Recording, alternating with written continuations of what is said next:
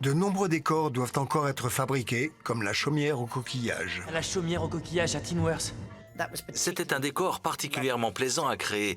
L'une des références utilisées pour la création de cette maison est un lieu dans le Devon appelé à la ronde.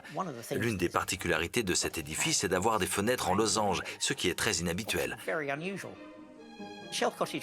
La chaumière au coquillage est conçue comme une chaumière traditionnelle, mais au lieu d'avoir de la pierre pour les murs, on a de gros coquillages. On a demandé au plâtrier d'en faire des plaques. Pareil pour le toit. On a fabriqué le décor en studio, en entier, peinture comprise. Ensuite, il a été démonté, chargé dans des camions, transporté jusqu'au Pays de Galles et reconstruit sur la plage. Pour une maison aussi unique, il fallait un cadre unique. Freshwater Bay, dans le Pembrokeshire, au Pays de Galles. Le résultat était particulièrement satisfaisant. La palette de couleurs que nous avons choisie pour la chaumière était basée sur les couleurs des dunes dans lesquelles elle se trouvait. On aurait dit qu'elle avait toujours été là. Mais ce décor a été mis en place dans un lieu public. Très vite, il attire l'attention des fans inconditionnels de la saga Harry Potter. Normalement, les lieux de tournage des films Harry Potter sont gardés secrets. Quand on tourne dans un lieu public, il y a des barrières et des cordons de sécurité. Là, nous n'avons même pas essayé de la cacher, ce n'était pas la peine. C'est également sur cette plage que se déroule la scène de la mort de Dobby, l'elfe de maison tant apprécié. C'est un endroit magnifique. Je me souviens quand j'ai lu le livre, j'ai fondu en larmes quand Dobby meurt.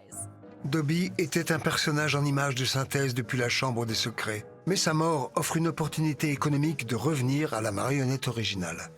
Pour certains plans, quand on le porte ou quand on l'enveloppe d'un tissu, il suffit d'utiliser la marionnette. Ça permet d'économiser quelques milliers de dollars sur le budget en utilisant un véritable objet. Donc on s'est servi de la marionnette pour ces scènes.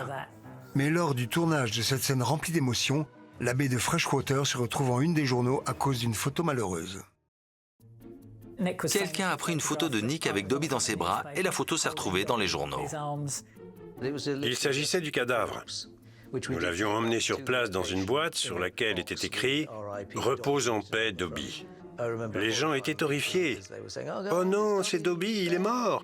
Heureusement, le traumatisme s'arrête là. Toutes les scènes étaient en images de synthèse.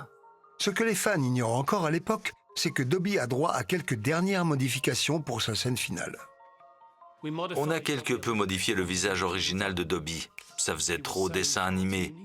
On voulait réduire un peu certains de ses traits pour lui donner un aspect plus réaliste. Bien sûr, Dobby est un elfe. Je n'étais pas très satisfait de la capture faciale de Toby Jones. Son visage était trop différent.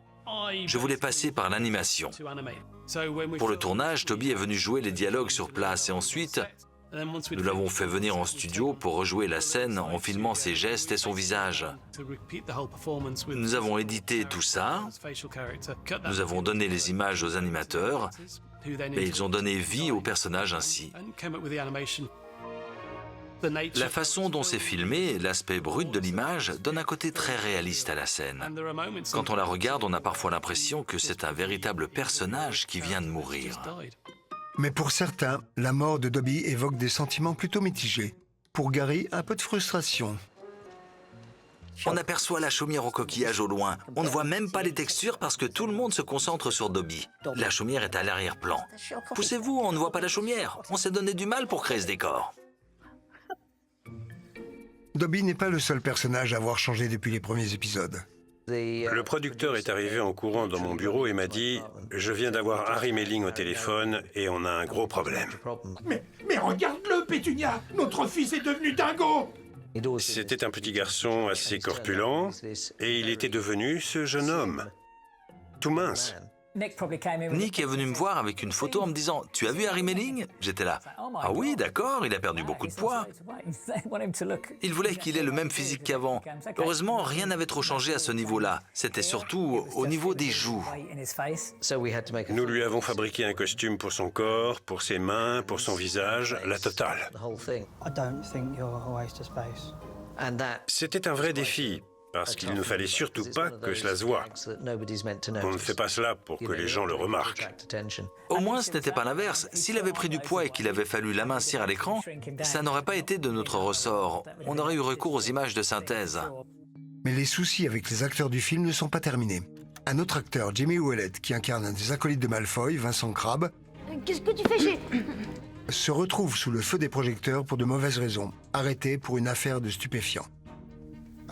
Je crois qu'il a été arrêté dans une boîte de nuit. Il plaide coupable pour détention de cannabis et est évincé de la saga Harry Potter. C'était triste, vraiment tragique.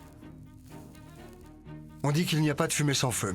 Et avant la fin du tournage, les flammes vont se déchaîner. Nous y reviendrons.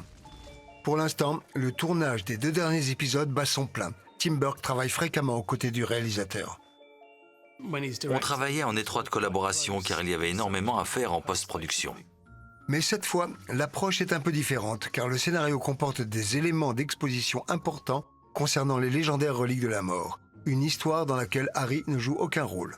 Il fallait que les enfants restent captivés malgré l'absence d'Harry, d'Hermione et de Ron dans cette histoire. Dans les films pour enfants, il faut avoir une bonne raison de rester attentif. Pour pallier ce problème, une mesure audacieuse et inhabituelle est prise.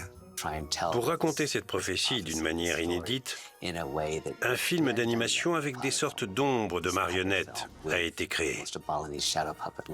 Et d'un simple coup de baguette, il fit apparaître un pont.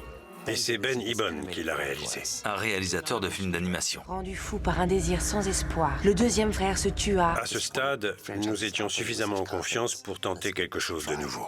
Tenter quelque chose de visuellement différent et intéressant est une méthode efficace parce que cela surprend le spectateur. Il fait attention à ce qu'on lui raconte, surtout les enfants qui se disent soudain « Oh, qu'est-ce qui se passe ?» Un événement tragique se profile à l'horizon pour les équipes du film.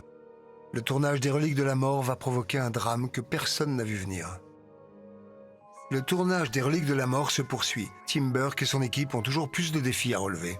L'une des scènes les plus complexes est le moment où tout le monde se transforme en Harry. Je crois que tu connais bien cette petite mixture. On devait dupliquer Daniel Radcliffe 7 fois. On a d'abord filmé tous les acteurs qui devaient se transformer en Harry avec un plan séquence à 360 degrés. Une fois le tour complet effectué, ils étaient tous transformés. Waouh! Enfin, on est des vrais jumeaux! David dirigeait les acteurs. Chacun avait sa propre réaction à la transformation. La réussite de la scène dépend grandement des effets spéciaux, mais aussi du talent des acteurs. Bill, regarde ailleurs, je suis hideuse. Daniel a étudié le jeu de ses collègues pour ensuite les imiter. Mais cela fait déjà plusieurs années qu'il étudie certains de ses personnages. Il faisait très bien Hermione. Harry, tu as vraiment une très mauvaise vue. Il l'a maîtrisée bien plus vite que les autres, sûrement parce qu'il la connaissait depuis longtemps. Vous n'avez rien d'un peu plus classe, Foley? Oui, la couleur ne me plaît pas trop. On a mélangé les images réelles avec les images de synthèse pour créer la transformation. Le résultat final est bluffant et sert parfaitement l'histoire. Tout ça est très touchant. Haute!